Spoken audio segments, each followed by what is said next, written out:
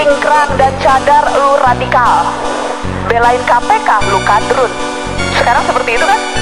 Dan kalau dianggap tidak sesuai dengan satu pemikiran kelompoknya, lu tidak Pancasilais.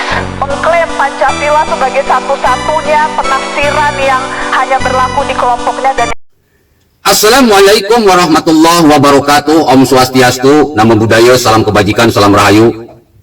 Selamat datang, selamat berjumpa lagi bersama Gus A dalam channel Tanda Tanya Politik, semakin gila semakin asik.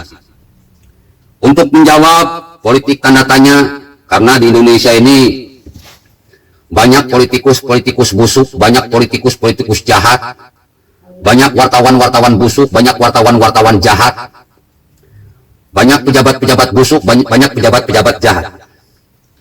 Mereka semua ada di Indonesia menghancurkan negara ini hingga berkeping-keping. Dan hampir-hampiran saja negara ini perang saudara dibuat seperti Suriah, Libya, Irak, Yaman, Palestina. Orang-orang Yaman datang ke Indonesia bukannya hidup membaur, bukannya hidup bergandengan tangan, saling asa, saling asih, saling asuh, malah datang menjadi raja, menjadi bos, memperbudak bangsa Indonesia, khususnya umat Islam dijadikan budak-budak spiritual. Karena mereka katanya keturunan Nabi, jadi umat Islam dimanapun kalian berada, kalau tidak tunduk patuh kepada keturunan Nabi, tidak akan masuk surga. Jualan agama, jualan ayat-ayat suci, tidak terelakkan, bahkan sampai masuk ke ranah politik. Orang-orang keturunan Yaman seperti Najwa Shihab, Bahar Smith, Rizik Shihab telah membuat suasana perpolitikan panas, suasana sosial menjadi merenggang. Bukan hal yang aneh, bukan hal yang tabu. Mereka keturunan-keturunan Yaman ini kelakuannya itu sudah lebih binatang daripada binatang, lebih setan daripada setan, lebih iblis daripada iblis. Ingin menguasai Indonesia dengan segala cara, ingin menjadi pemimpin di Indonesia dengan segala bahasa. Dusta dan dusta, menjual ayat dan jual mayat.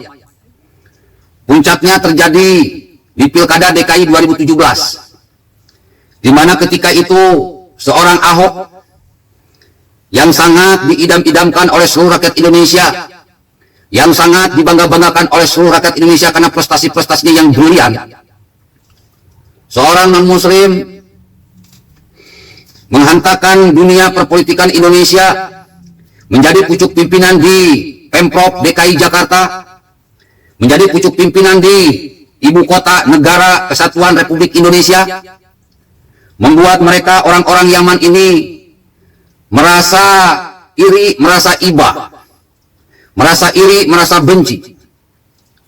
Maka diadakan suatu pergerakan, diadakan suatu gerakan, diadakan suatu rencana agar bagaimana caranya Ahok yang non-muslim ini bisa tumbang, bisa dikalahkan. Bahkan yang paling mengerikan, manusia-manusia kadarun, manusia-manusia Yaman ini menjual ayat, jual mayat, menjadikan apapun sebagai tempat untuk menebarkan kebencian, menebarkan hoak, menebarkan fitnah. Entah itu dari masjid, madrasah, pesantren, seminar, talkshow, YouTube, Facebook, Twitter, TikTok, mereka bergerilya menekankan kepada umat muslim Indonesia yang mayoritas ini agar jangan memilih pemimpin dari kaum Nasrani maupun Yahudi. Inilah awal kegaduhan bangsa dan negara ini. Inilah awal keributan perpolitikan Indonesia dan sosial Indonesia sehingga membuat keamanan terancam. Seorang Ahok dihilangkan hak untuk menjadi gubernur, bahkan untuk menjadi presiden, karena dianggap bukan non-muslim. Dengan berbekal sebuah surat dari Al-Quran, A'udzubillahi minasyaitonirrajim, Bismillahirrahmanirrahim. Ya ayyuhalladzina amanu la tattakhidul yahuda wan nasara awliya. Hei orang-orang yang beriman, jangan kau pilih dari golongan Nasrani dan Yahudi seorang pemimpin. Pergerakan mereka yang dipimpin oleh Rizik Shihab, Bahar Smith, orang-orang HTI, FPI, PKS, MUI, Bahkan masuk juga oposisi, entah itu dari Demokrat, PKS, Gerindra, bersatu padu menjegal Ahok dari Pilkada DKI, menggulingkan Ahok dari jabatannya, bahkan sampai memenjarakan Ahok. Kata Fadlijon 4 triliun dana yang sudah dikeluarkan untuk menghinakan Ahok, menjatuhkan Ahok, menggulingkan Ahok, menghancurkan Ahok, bahkan memenjarakan Ahok. Jadi kasus Pilkada DKI ini adalah bukan kasus yang enteng, bukan kasus yang sederhana. Jelas ini menginjak-injak Pancasila, menginjak-injak kebinekaan, menginjak-injak demokrasi, menginjak-injak merah putih, menginjak-injak nasionalisme. Menjual ayat dan mayat demi menggulingkan Ahok. Pokoknya jangan Ahok. Apa mata Najwa Shihab sudah lupa akan kejadian ini? Kami bukan basar-basar pemerintah. Kami benar-benar pembela NKRI, pejuang NKRI.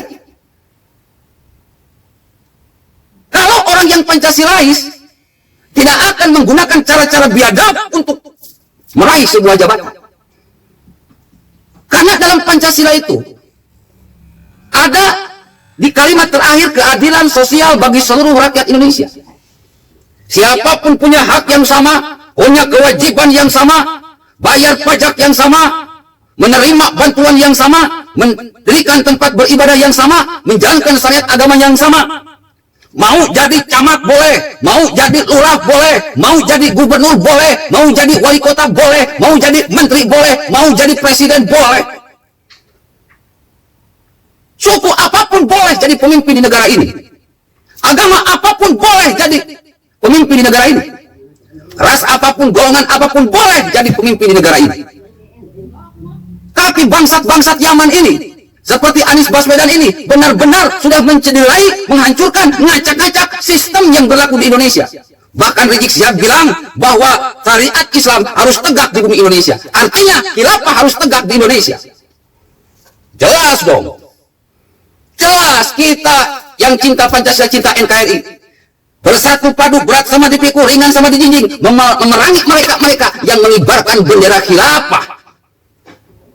Di mana sudah saya simpulkan, hati-hati rakyat Indonesia, hati-hati rakyat Indonesia, ada teroris rasa oposisi, oposisi rasa teroris. Ini bukan bohongan, ini bukan hoak. Jejak digital mereka bisa dilihat di media sosial. Kalau Anies Baswedan seorang Pancasilais tidak akan menjual ayat jual mayat, mengangkat isu agama, mengharamkan Ahok untuk jadi gubernur DKI. Kalau Prabowo seorang nasionalis nggak akan menghalalkan segala cara, demo berjilid-jilid, menyewa para anjing-anjing politik untuk menggulingkan Ahok, untuk menjegal Ahok. Orang-orang HTI, PKS itu udah terang-terangan. Ganti presiden, ganti sistem. Jadi, hei mata Najwa, jangan sombong bukmun yung kaum layar jiun. Hei Najwa Shihab, jangan sombong bukmun yung kaum layar jiun. Punya mata tetapi tidak bisa melihat kebenaran, punya telinga tetapi tidak bisa mendengarkan kebenaran, punya hati tetapi tidak bisa merasakan kebenaran. Lihat rekam jejak mereka, lihat rekam jejak PKS, lihat rekam jejak HTI, lihat rekam jejak FPI. Memang mereka kelompok teroris yang berbahaya bagi Pancasila dan NKRI seutuhnya. Kita dibilang sok Pancasilais. Bukan sok Pancasilais, kita memang pejuang Pancasila. Cantik tapi bego. Ketika Ahok dihinakan oleh Prabowo, ketika Ahok dihinakan oleh Anies Baswedan, ketika Ahok dihinakan oleh HTI, FPI, PKS, MUI, Rizik Syihab, Bahar Smith dan kawan-kawan, kadarun, manusia-manusia kadrun, yang innahu kana zaluman jahula, manusia yang bodoh dan zolim dan bodoh. Bagaimana perasaan kau Najwa Shihab jadi Ahok? Dihinakan, direndahkan, difitnah, dibully, dibenci, bahkan sampai mau dibunuh, keluarganya dihancurkan, rumahnya dikepung. Bagaimana perasaan kamu, hei Najwa Shihab? Bagaimana perasaan kamu, hei Najwa Shihab? Ahok lahir di Indonesia, melaksanakan kewajiban sebagai warga negara Indonesia, punya hak yang sama untuk hidup dan memimpin Indonesia. Tetapi kenapa oleh temanmu, oleh saudaramu si Anies Baswedan dijegal, diharamkan untuk menjadi pemimpin di Indonesia? Kalau Ahok diharamkan, harusnya ente pun Najwa Shihab, Anies Baswedan, Bahar Smith, Rizik Syihab, dan kawan-kawan haram juga untuk hidup dan memimpin di Indonesia. Kenapa? Kalian juga sama keturunan. Enak saja. Jangan sosok pribumi. Kalau ente nasabnya memang bukan pribumi.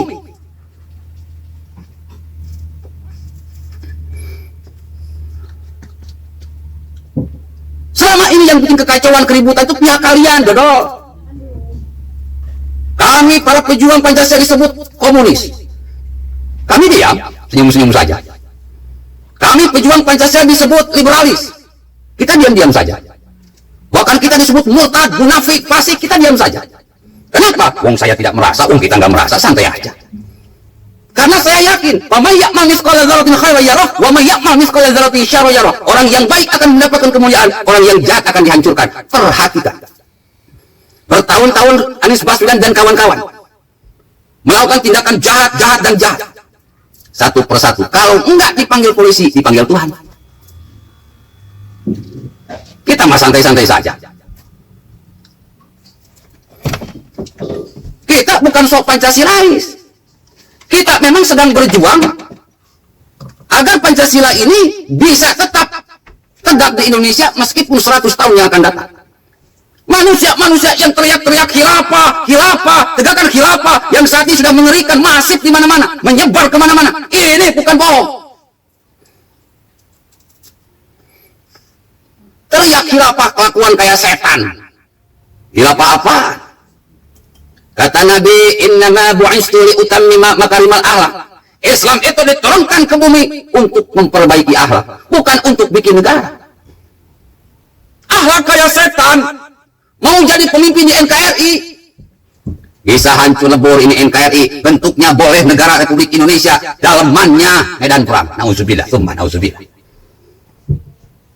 Coba, hei Najwa Shihab, kalau ente jadi Ahok, bagaimana perasaan ente? Saya orang yang pertama bertempur, berjuang benar demi kebenaran, berjuang adil demi keadilan, sampai saya mau diancam, dibunuh oleh ribuan orang pendukung Anies Baswedan, dibully, dicaci, dimaki, dipersekusi. Orang-orang yang Pancasilais nggak akan seperti itu. Kalian hanya Najwa Shihab dan kawan-kawan, kalian itu tidak Pancasilais. Sadar nggak ente itu, bro? Sadar nggak? Sok-sokan merasa pintar. Saya tantang hei Najwa Shihab, berani nggak undang Gus AA? Kita buktikan siapa yang Pancasilais dan siapa yang tidak Pancasilais. Jangan ngomong bacot saenaya dewe. Wah, kita para pejuang NKRI masa sok Pancasilais. Nah, orang-orang yang Pancasilais itu welcome. Mau orang Kristen boleh jadi presiden. Mau jadi orang Hindu boleh jadi presiden. Mau orang Konghucu boleh jadi presiden. Mau suku apapun, mau agama apapun, mau ras apapun, mau golongan apapun boleh jadi presiden. Saya mau tanya kepada Najwa Shihab, kalau suatu saat NKRI dipimpin oleh non-muslim, kira-kira setuju nggak? Kalau tidak setuju berarti ente bukan Pancasilais. Kalau saya setuju, mau dari suku apapun boleh, selama mereka benar warga negara Indonesia, memenuhi kewajibannya. Kalau kewajibannya sudah terpenuhi, maka dia pun punya hak yang sama untuk menjadi pemimpin di Indonesia. Si Anies ini bukan Pancasilais, Prabowo bukan Pancasilais. Jadi siapa harus dikatakan FPI, PKS, MUI, bukan orang-orang Pancasilais. Mereka itu musuh-musuh Pancasila.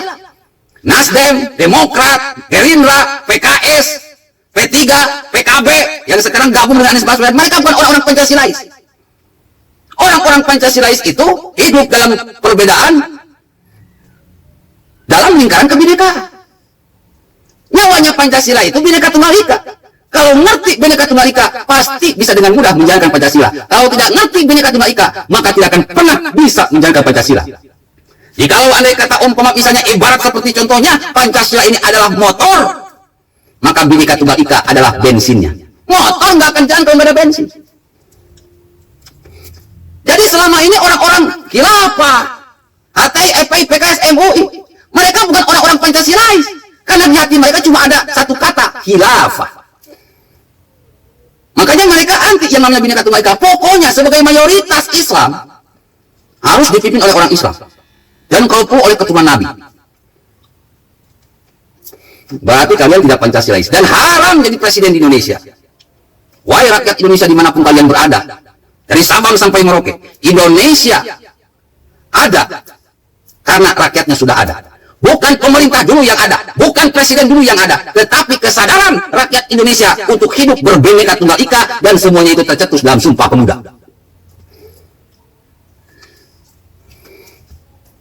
Kita ingin merdeka, gelorakan Sumpah Pemuda.